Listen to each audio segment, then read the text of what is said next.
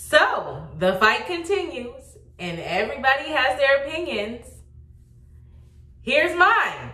Hey, welcome back to my channel. It's your girl Sonja J, and if you're new, welcome. Please like this video if you like, or you will end up liking this video. Go ahead and subscribe if you like review videos, reaction videos, you want to hear opinions, unpopular opinions on things. And if you like me, and comment down below if you have any questions, comments, concerns. Let's get the engagement going, okay? Y'all, I don't bite, okay? If you guys have an opinion, you have something you want to say, if you disagree with me, that is fine. I'm not tripping. Just be respectful. Comment down below. I won't bite you. It's good. So the fight continues and it's a mess, but we expected it. Honestly, I'm surprised they showed the whole thing and they gave such like detail and showed us how it happened, because I was not expecting that. I was expecting it to be like, you know, we see like what we seen in the last episode, like a good 30 seconds or so, not even that, 15, 20 seconds. And then it just kind of ends with like them breaking it up, or security breaking it up very quickly. But no, surprisingly, we got a real fight.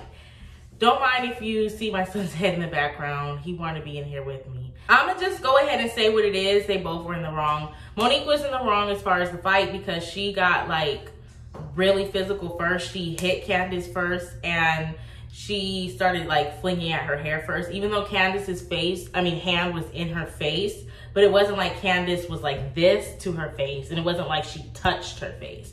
And so Monique touched her hair, which is on her physical being first, and then she threw the first blow. So Monique was, in my opinion, wrong for the fight. But Candace, however, instigated a lot.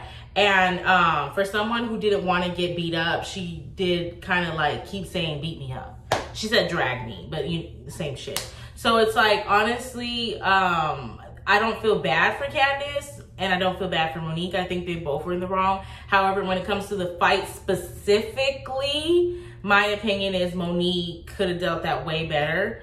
She could have dealt with that way better. But I don't feel like Candace was innocent.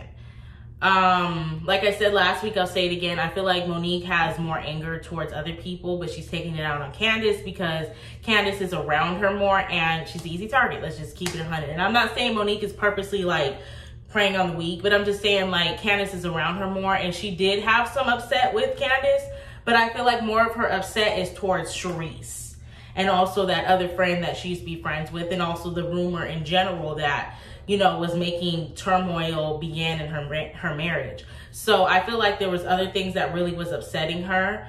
And she kind of took it out on Candace. That's my opinion, because even before the fight, there were just things that Monique was saying and doing that was just like, sis. I don't really have much else to say about the fight. It was what it was. I personally am not a person that believes in violence.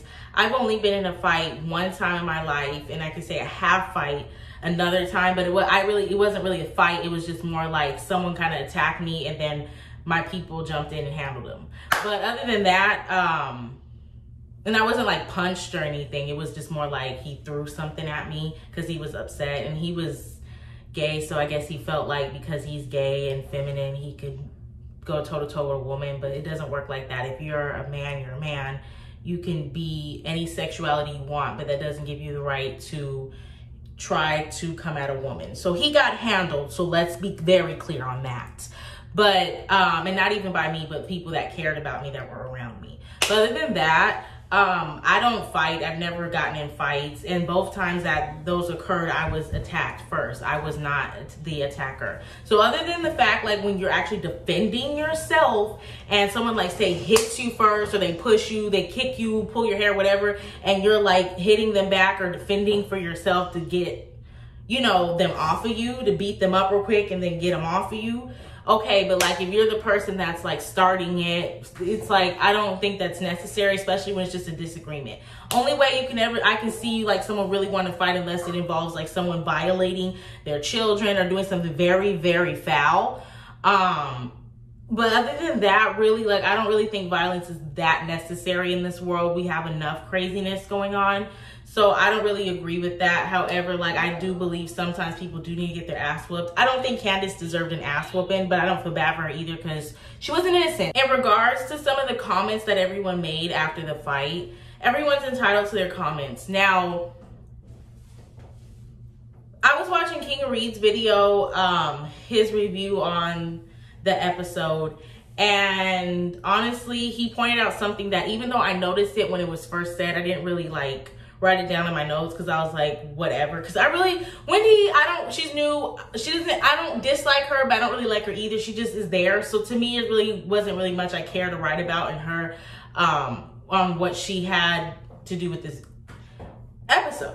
But he pointed out what she said when she was basically saying, like, basically, you know, because of stuff like this, like the fight that happened, this is why white people, but more specifically people of prestige and people in the higher ups that, you know, run things, but more specifically white people, like the people who are higher up. This is why they don't give us a seat at the table, because of the way we act. And I don't think when she said it, she was trying to be anti-black. That's more what I mean by saying that. I think it's more like that's how she feels, because she feels that in order to succeed in life, you have to act a certain way. And especially because we are a certain color, we get stereotyped and it's harder for us to succeed on top of that. But at the same time, even though I understand where she was coming from, and I don't think she meant to be anti-black, yeah, I didn't really care for her saying that either, because it's kind of like, sis, that fight and fights that happen between black people have nothing to do with that as a whole. Because yeah, even though it doesn't help with the stereotypes and it doesn't help with the way people look at us, but like he said, white supremacy is the reason why we don't have a seat at the table. It has nothing to do with what we do, what we don't do, because we can be innocent civilians and do the right thing every day, and still never get a seat at the table. So it has nothing to do with the fights. The fights don't help, but that's not the reason. That's not even close. So you just kind of like gave the racists a reason to like agree to that way of thinking.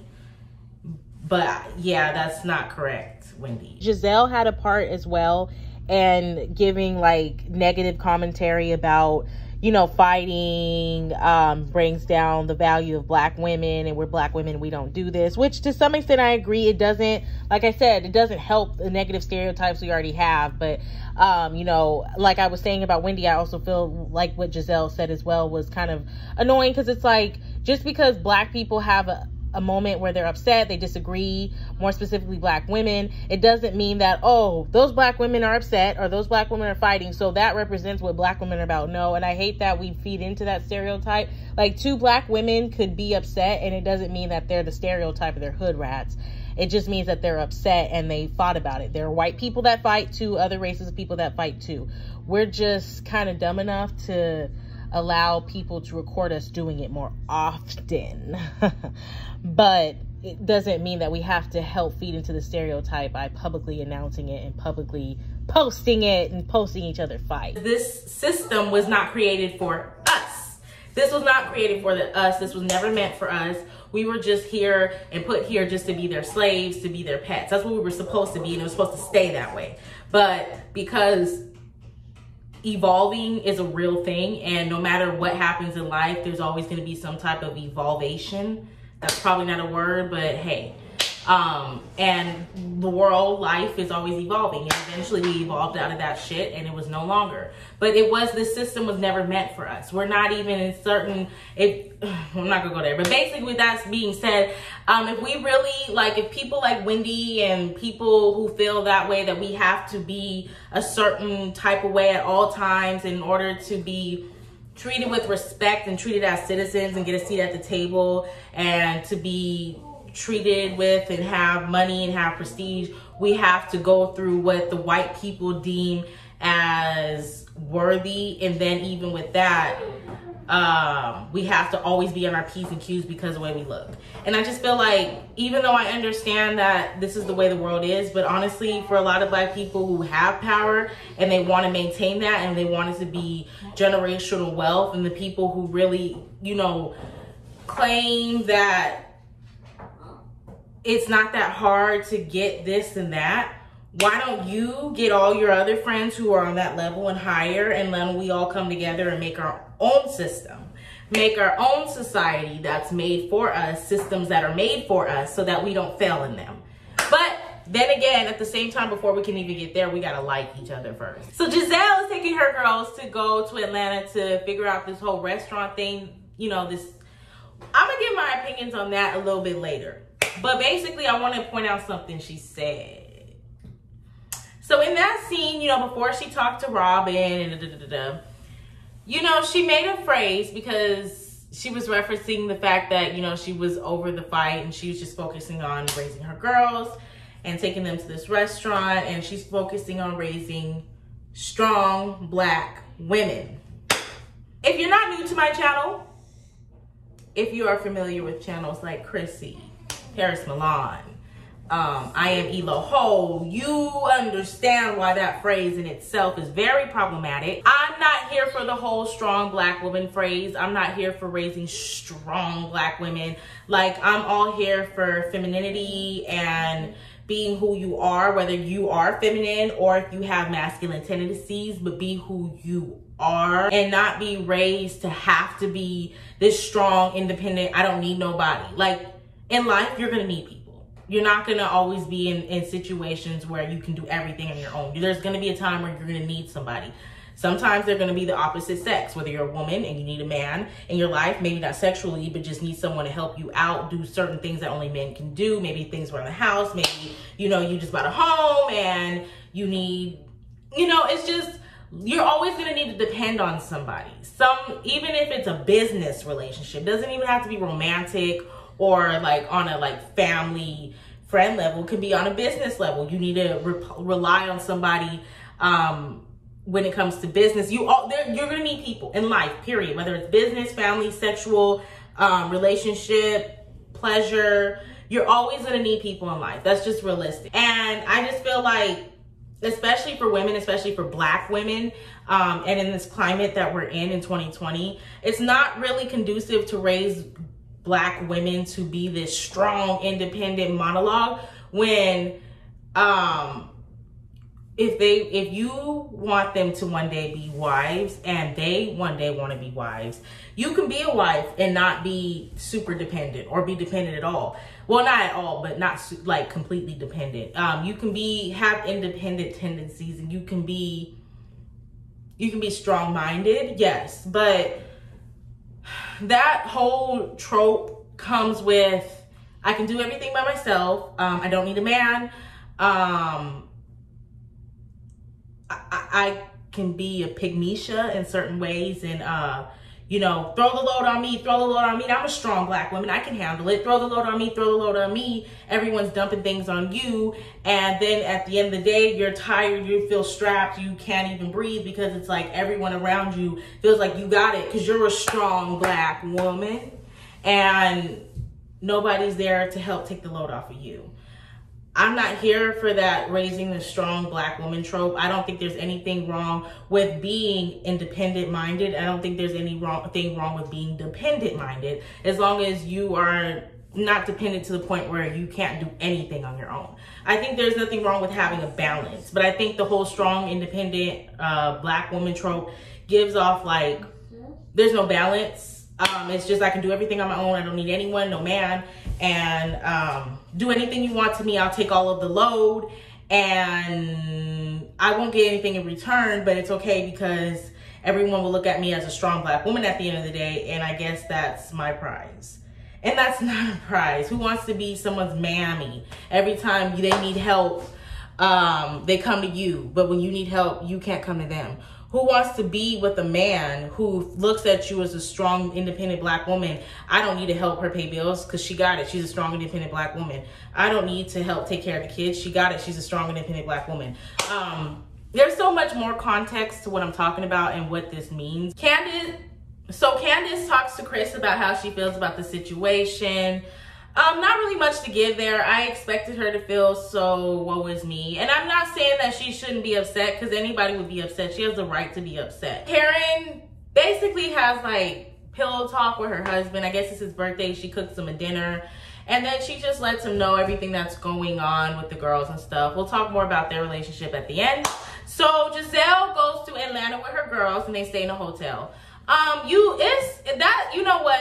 It is really weird to me. At first I wasn't gonna say nothing about it, but like the fact that that's their father and they don't even feel comfortable like being around him like that, and they feel so not that comfortable being around him, especially with their mother, that they don't even want to stay at his house when they come in town. They rather stay in a hotel. That says a lot, okay? That says a lot about his fathering skills, and that says a lot about how they feel about him as a man. Monique and her husband talk about the fight. Basically, Chris feels embarrassed a little bit, disappointed mainly, and he feels like it just makes the image look bad. Monique doesn't care, and she claims she has no remorse, which I don't think she has remorse about getting her anger out, because she angry, you could tell. But I think eventually she will probably realize, you know what, I probably should have beat up Charisse and not Candace. Some people online on YouTube are saying that she needs to fight Giselle too, because Giselle started it. Now, I forgot to mention, now when it comes to that fight, Giselle, if you watch the clip and roll the clip back, Giselle did tap Monique's shoulder back, kind of gave her like a push and shove, okay? Right before the fight happened. It was like Monique and Candace were arguing, and then Giselle kind of like gave like a little good shove right in between that, and then right after that happened, right after that push and shove, the fight happened. And a lot of people are saying that they feel like Giselle started it because by her doing that, it made Monique feel like Candace did that, and it made Monique react. Honestly, that could be very true, because Giselle probably did do that intentionally. I don't put that past her. But the only thing I will say about that, even if she did do that intentionally, I still don't necessarily blame the fight on Giselle, because Monique's still a grown woman. And I'm realizing more and more this season, Monique is the type of woman that if she feels some type of way, she will just hold it in and bottle it in instead of getting it out like a grown woman. And I'm not saying she's not a grown woman, so don't take that like that. But I'm just saying, like, at the same time, I feel like when you're grown and you pay your own bills and you can fuck whenever you want and you can pop kids out of your dick or your cooch, and you're able to run households, businesses, make millions. When you're able to do that, I think it's really weird and slightly immature that you're not able to stand in your truth, stand in your feelings, and tell people how it is, how you feel, when you feel it, when it's happening. Not saying you have to go through parties and go through every and any way, just busting out the mouth. But I mean, like, if you feel some type of way about your friend, tell your friend. Maybe not at the party tonight, but call her tomorrow. Meet her for coffee tomorrow. And I just feel like there's been plenty of times that Monique was upset with Candace, and instead of keeping it a buck, she would hold it in. And then when she would bring it up or go off on her, it was at the wrong moments, or it was just like, but that wasn't needed though, Monique. And then it's like with Charisse, you can tell she is upset with Charisse. She's not fucking with Charisse.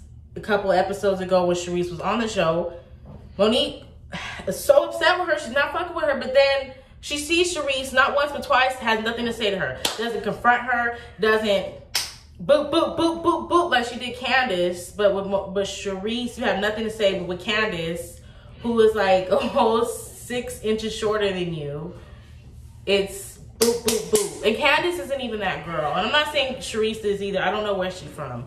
But I'm just saying, like, I just feel like if anybody should have got their ass beat based on how you claim you're feeling, Monique, it should have been Charisse.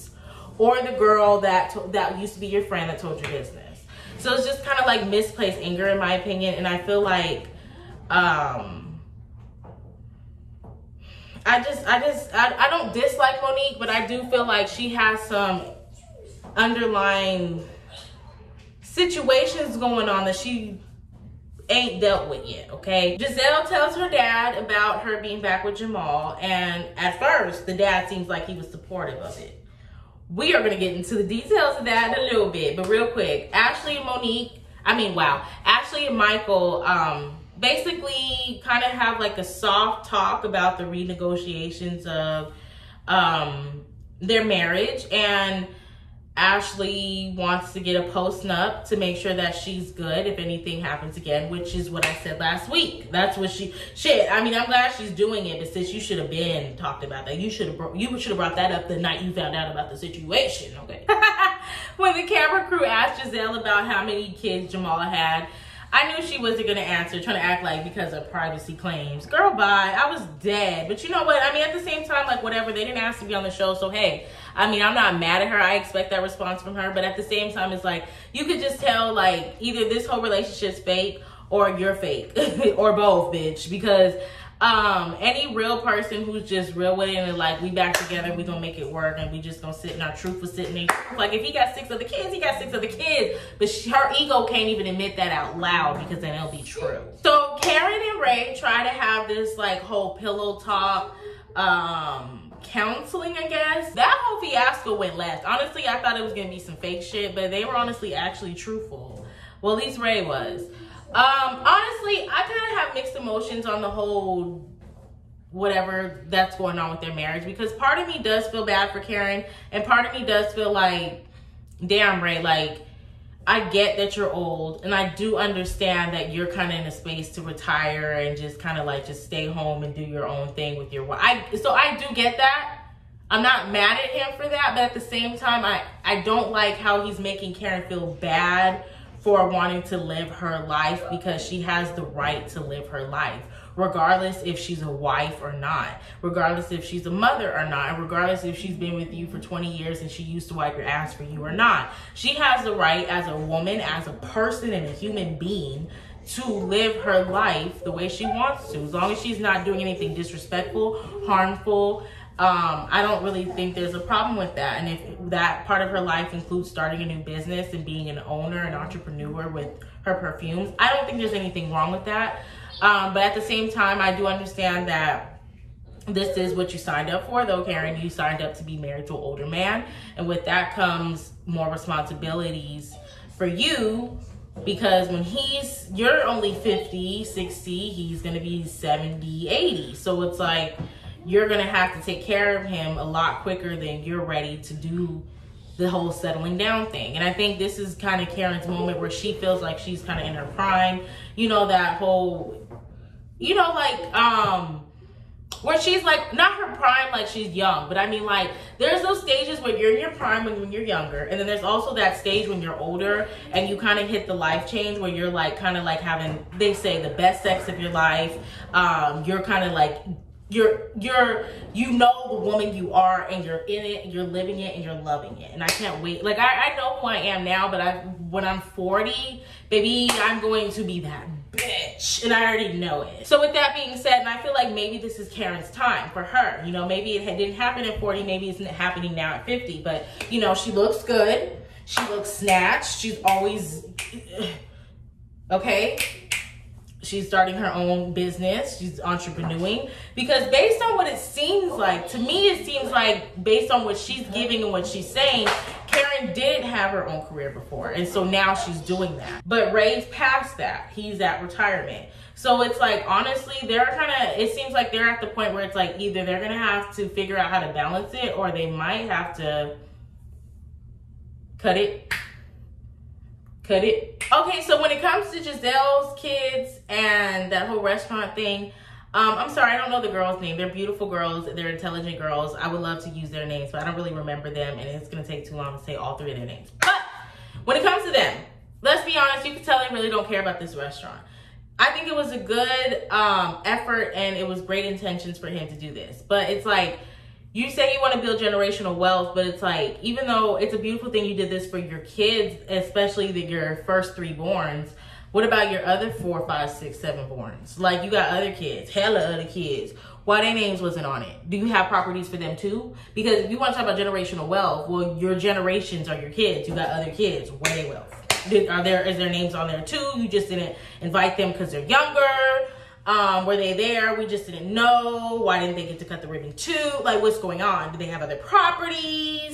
That's generational wealth. Generational wealth is giving wealth, spreading wealth to your generations. All of your generations. Not just the ones you like the most, or the ones that you're still fucking with the mothers. Also, we already know the daughters aren't feeling their father, and they're not here for their mother and father getting back together. They're also not here and filling this restaurant. And I don't know if I am either. I think that they should have ownership of this building and other restaurants alike. and they should have the wealth that comes from it. And I think that it is good for them to teach them for a summer or two how to work inside the restaurant and teach them how it goes, so they do understand how it works. They do understand it, and also they understand hard work. I don't think there's anything wrong with that. My only concern is I hope that they don't try to force these girls to actually be hands-on with the business, like from here on out. Other than just like working in there for the summer, I feel like they shouldn't force them to be super hands-on with the business year-round. Because one, they're still young, so they still have school. They still need to be focused on how they want to do their future for themselves. I feel like this is cute. This is great, a great start. But this should be like kind of like their side thing. You know, this is extra money coming in. But they should also focus on school, what colleges they want to go to, and what careers they want to choose for themselves. That's why you have the manager and all the other people working there. They run that. Yeah, they're part owners of it, so they can get the money and the revenue that comes with it. But that's what you have the team for, to run it. They're still young girls. They need to go to school, focus on the future they choose, not what you guys choose for them. So that's the only thing. I'm just worried. I hope they don't like try to force this restaurant on them and make it seem like it's a family thing. You have to do, like, no, they want their own career. They want to do something else. Let them do something else. Just make sure their name stays on the paper so they can get the revenue monthly. But you can tell the girls are not feeling it. And I feel like also if they really wanted this to be something that they were hands-on, and this is something that they do as a family thing, and they're in the business, they work the business, they should have picked something that the girls actually would be interested in. Lastly, Giselle's daddy wasn't here for it, and I understand, okay? And no father, no parent wants to see their child settle for less, okay? Especially settle for somebody that not only isn't at the caliber that their child is at, but also has done them dirty multiple times, embarrassed them multiple times, hurt them, broke their heart multiple times. I get it. I was not expecting him to storm out like that, but at the same time, I guess he just kept looking at Jamal and just kept looking at how I guess he could just feel the energy. He could just probably feel he hasn't changed. He's still the same girl. And he was like, I can't do it. Like, I can't pretend. Okay. And some people are like that. They don't care where they're at, what's going on. Like, they not here for it. They're not here for it. And they would get up, walk out, and leave. And it is what it is. But I will say, you could tell that's where Giselle gets her messiness from, her father. Okay, he shaded the hell out of her at that end. But that's all I got for you guys. I hope you guys like this video. Subscribe if you like me. Like this video if you like it. Comment down below if you agree or disagree. Please tell me your opinions on what you thought about this fight and everything that happened. Bye.